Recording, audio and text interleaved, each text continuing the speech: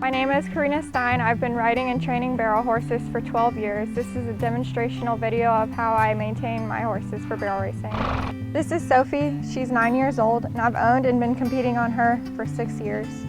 Winona is 5 years old. I've had her for 2 years and been competing on her for a year. Sassy is 6 years old, and I've had and been competing on her for about 9 months now. Every day I come out to the property in Newberry where I keep my horses. I generally feed them 2 scoops in the morning and 2 scoops at night, just depending on how well they're maintaining their weight and how much they're working throughout the week. And I give them anywhere from 2 to 4 flakes of hay a day if they don't have the alfalfa pasture bales out there. Hay is an important part of their diet. With humans, you always hear about how you need to drink 7 to 8 bottles of water when you're inactive. So you can only imagine how much water 1,200-pound athletes need throughout the day. In order to keep them well hydrated, I give them electrolytes and keep their waters as full as possible throughout the day. After I feed my horses in the morning, I generally wait 1 to 2 hours for them to digest their food, and then I bring them to the trailer and start the saddling process. Normally when I start, I put the bell boot on first, and I tighten it with the Velcro, just so I know where my boot needs to be. And then I place the boot on. Anytime you wrap or boot a horse's foot, you always want your Velcro to move towards the inside so that their tendon rolls to the inside and not the outside. So my Velcro is going on the inside. And I tighten it fairly snug so it doesn't move up or down. And I usually have it touching right on my bell boot. The first step I do when saddling my horses is put the pad over their back. Make sure that it fits where it's supposed to be on the withers and it's not too far back. Okay, the second step is, of course, the saddle. So I swing it over and I make sure it's not too far forward or too far back. And I try to make sure that it fits perfectly where they have enough room to move their shoulder right here. And then I tighten my cinch. And again, you want to have it far enough where the shoulder has room to move.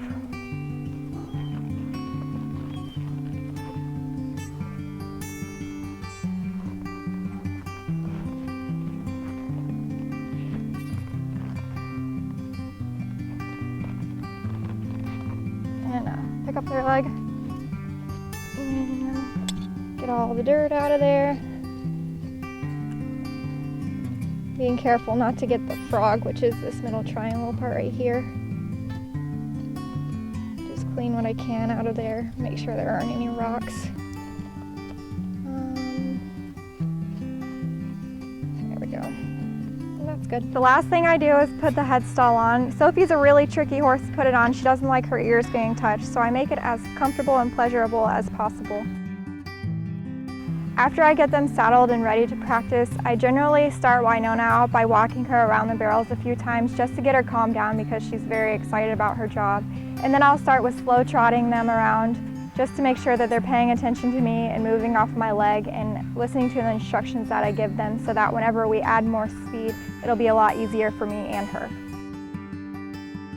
After I work my horses, I generally give them a bath with antifungal or aloe shampoo just to relieve their coats of any bacteria or funguses that can grow throughout the week.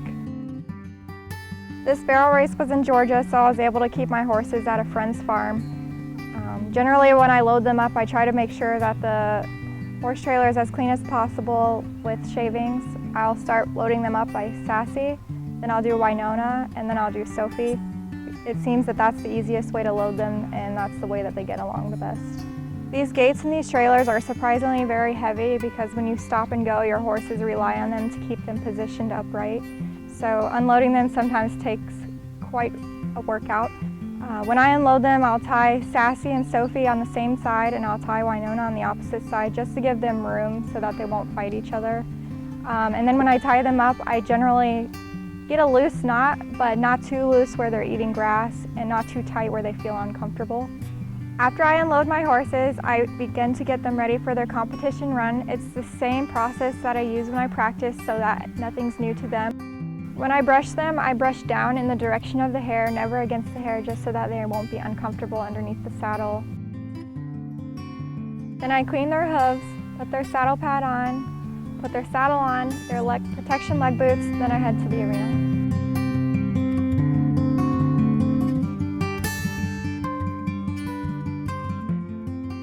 Winona is always a fun horse to run. I didn't have the greatest weekend at this barrel race, but she just still worked awesome.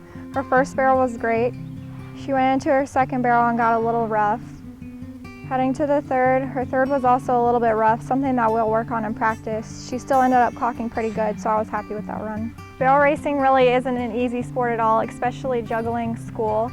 It's something that I remind myself that I choose to do it, so I think on the positive side, and that's how I generally get good results and my horses perform at their best.